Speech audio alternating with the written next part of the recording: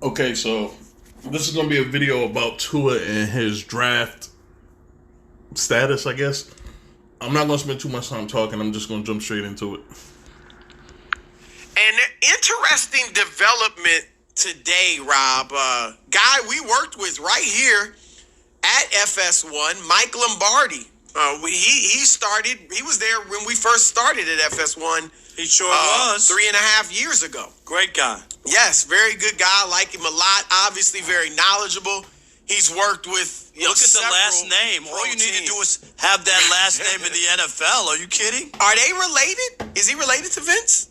Whether I don't know if he is or not. To be honest, I guess we have to look it up. Yeah, I'll have to probably find that though. out. I would say look that probably. up, Rob G. But yeah, that's that name, of course, is. But I'm just saying in NFL, football, yeah. right? That's what I mean. Yeah, no question. But yeah, former NFL GM Mike Lombardi worked with the Patriots, the Browns, several other teams. He, Rob, on his podcast, which is a very good podcast, he came out and dropped a bomb. And he said that Tua Tagovailoa failed a physical with one team. And then he said he broke a wrist twice. Now, we know that Tua's broken an index finger, didn't miss any games with it. He sprained a knee, didn't miss any games. He's had an ankle sprain, didn't miss any games. He sprained the other ankle, missed one game, had surgery, missed one game. And then, of course, the latest and the biggest, he dislocated his right hip and he missed 3.5 games and had surgery and, has supposedly recovered. But Lombardi... Real quick, I just wanted that to play for a little bit, but I made 2 videos on Tua and Joe Burrow, but I'm talking specifically about Tua. And I've said it. We got to calm down, man. Like, this dude, just the hip alone should be a warning sign. The hip alone should be a warning sign. And I get it. People are really high on the kid. Or it could be some kind of chicanery where they're trying to project like this kid is going to be the next Dan Marino. Just, as in support of Tua. But if I'm looking at it from a GM perspective, do I risk picking a guy with an injury history like his, where the NFL is a lot more physical than college? You're playing against a lot more balanced talent than when you're playing in college. Because you could go from playing one of the top schools in the nation to playing a tune-up game versus a bunch of nobodies. And the NFL isn't like that. Every team, if you do not take it seriously, every team has the potential to beat you. So, and you take a lot of damage, especially at the quarterback position where they get hit, they get bumped, they get touched a lot. And with the hand injury alone, man, I've seen so many quarterbacks hit their hands on helmets, get their hand jammed by, coming in contact with other people. I've seen a guy jam his hand trying to push an offensive lineman forward a little bit just to keep from getting hit by the defensive line and hurt their hand. Like, it happens. And if this kid is as brittle as they're saying, I mean, this is not good at all. Is saying that for all these reports about these glowing medical tests that he's had and how he's passing with flying colors and he's fully healthy, Lombardi said that's not the case. Here he is. It's not just his hip. It's his ankle. It's his wrist. He broke his wrist the first day of spring ball one year. And then they fixed it and he came back and he re-broke it again. I mean, he's brittle. He is brittle. You can't deny it. 2 teams I've talked to have flunked him. They flunked him on not just the hip, on the multitude of injuries. Like, the risk far outweighs the reward. Yeah, Wow. Mike Freeman. That is a bomb. That's a bomb. Mike Freeman, friend of our show, Rob, of course, great reporter for Bleacher Report. He talked to a head coach and anonymously, and here's what the coach said. Tua is a good athlete, great leader. Mark Brunell comparison is a good one. The big concern with him is medical. Not just his hip, which is significant, but the ankle, the foot, etc. His injury history will be a big factor considering where you have to draft him. Joe Burrow's built differently, more linear, one-year wonder, but the tape is impressive.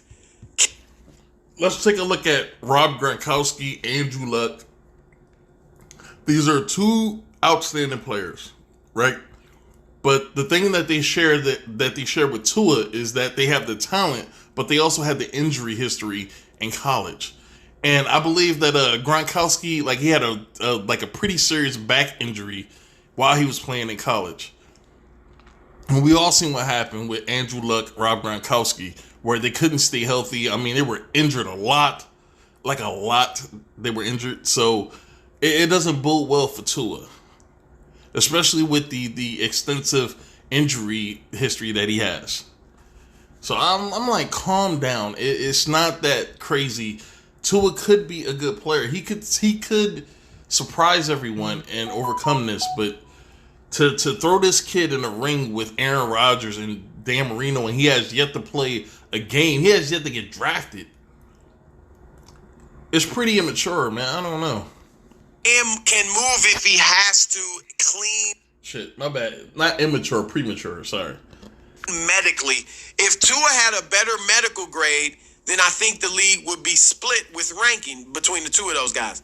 There's a much higher risk injury-wise with Tua. And then finally, Mike Tannenbaum, the former GM For the Jets. in the league. Yeah, for the Jets. He came out as well, and today he told the Miami Herald, Rob, it would be irresponsible to draft Tua in the top 10. I mean, and I believe I said this in one of the videos I did before. When talking about this, we're propping these kids up too much. We're praising them. Like, Tua has serious injury problems. He has things to worry about. And I think we're doing these kids a disservice by glorifying them the way that we do. I mean, when you have an extensive injury history like a Tua, Andrew Luck, Rob Gronkowski, one may make the argument that football may not be for you, especially long term. You know, like, it's really easy to get out on the field, get sacked by somebody, have them roll over on your leg, and now you broke your leg and you possibly can't play anymore, and you risk your future. Just like the players that get concussions all the time. It's such it's unfortunate, it's unpredictable, but it's such an unnecessary risk. And I'm not saying Tua shouldn't play. I'm just saying the media has so much sway in the decisions, the mindset that these young players have, that I believe they're extremely irresponsible with a lot of the information that they pump out there. And this was my issue with Ben Simmons, where everybody is praising this kid for being so great and being this and being that and saying that he's better than Joel Embiid. Like, he's at the point where he doesn't even give a crap about improving anymore. He thinks he's already made it. Bombs from former GMs who obviously, and I'm not saying whether they're right or wrong, but we do know this as reporters, Rob, they are in a better position to tell the truth. Right. A current GM is not going to come out and say that about Tua. He's not going to rip him, number one. And number two, they want this to be a smokescreen. Maybe they want the reason why Mike Lombardi and all these other guys are coming out and kind of going against the tide when it comes to Tua is because they don't have anything invested in the kid. There are media members that have investments in certain players, certain organizations, that they feel like their loyalty should be to those players or organization. Of course, GMs of certain teams aren't going to come out and say anything bad about a draft prospect, because what's the off chance that you're able to get the kid? So you're going to bite your tongue and wait it out, like there was the what was it? The GM of the Atlanta Hawks when Luol Deng became a free agent from Chicago. Somebody made some really inappropriate remark about the way Luol Deng looks, and they were questioning. They weren't directly questioning his basketball ability, but they were saying how this dude could be selling merchandise because of the way he looks. But I mean, this dude was he was a really great 3-and-D guy, kind of. Well, not a 3-and-D guy. I'm gonna say he's a great defensive player, but he was a really good NBA player, and so sometimes they gotta walk that line, even if it's not how they actually feel. You gotta walk the line sometimes. You think they'll take Tua, or you know what I mean? So these guys are in position where they can say the truth, or at least as far as they know it. And so I want to ask you, Rob, what do you make of this? And if you're a team in that top 10 or wherever, what are you thinking now as far as Tua? Let me say this before I start Rob's part. I think Tua's camp was trying to find a way to finagle the media as much as they could to try to talk the kid up, because the one thing they didn't want to do was talk him down and possibly take organizations' interest down, possibly take the fan interest down. Because let's look at Bull in the draft. Bull could have easily been a top 10 pick in the NBA draft, but he fell to the second round because of the injuries. So I think they want to avoid Tua falling, because Tua's talented, man, but it's such a risk, because if you don't know if the kid's going to be able to play, there's no point in drafting him that high. And Tua could easily drop to the third round, man. I mean, we've seen it before. Look at Laramie Tunsil, who could have been a top 10 pick at the offensive line position, but he dropped to the second round or the third round. He dropped one of those rounds. What I'm thinking is I need to take a look at him and make sure I have my doctors check him out before I would touch him with a 10-foot pole.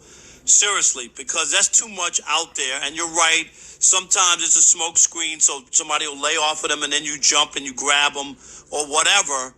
But I don't think so. I think you're right. When you're in these jobs now and you're out of the business and you're not a GM, you have people that you've talked to for years, Chris, and that's why a network would hire you, right? You know right, the ins and outs. You know a lot of people. You have friends in the business who will tell you, dude, I can't put my name to it, but I'll tell you straight up. He's hurt. I would not draft him. I'm telling you. You know what I mean? Yep. And we've seen teams win championships without great quarterback play. We've seen it. You don't need to draft Tua top 10 in the hopes that this kid can get you to the Super Bowl. You can go somewhere else with maybe the first pick. I mean, with the first pick, maybe the second pick, and possibly get him in the third round if you're lucky. But then, you take those top 2 picks that you have, unless you have more, and you're able to build a team. Like, if you build a team good enough and you have great enough coaching, you could win without superior quarterback play. So for teams to jump up and reach for him, I don't think need to. Like, Patrick Mahomes was a first-round pick, man, but he was a 15th overall pick. Aaron Rodgers was picked, 24th? He was the 24th pick.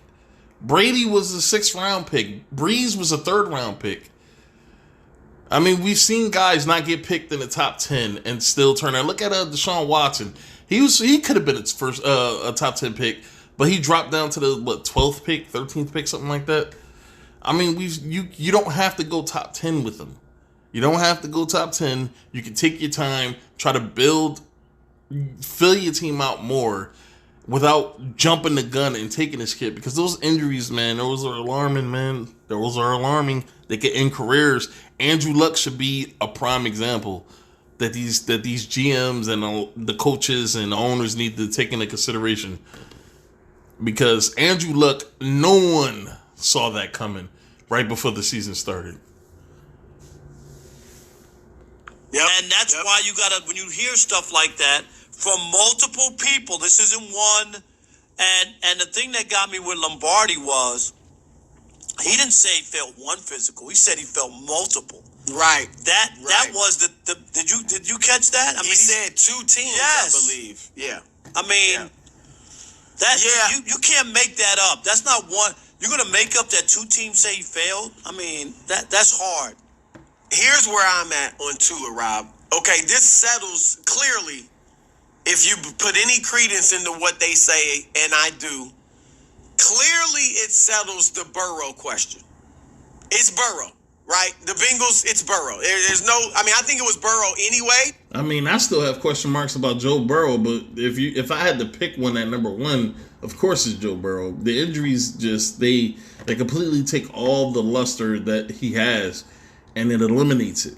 And so now you're not looking at Tua Tagovailoa, the great Alabama quarterback. You're looking at a quarterback who is injury prone, extremely talented, but could possibly get derailed by injuries. That's significant, man. Particularly with him being from Ohio. But now there's no question. I'm taking Joe Burrow.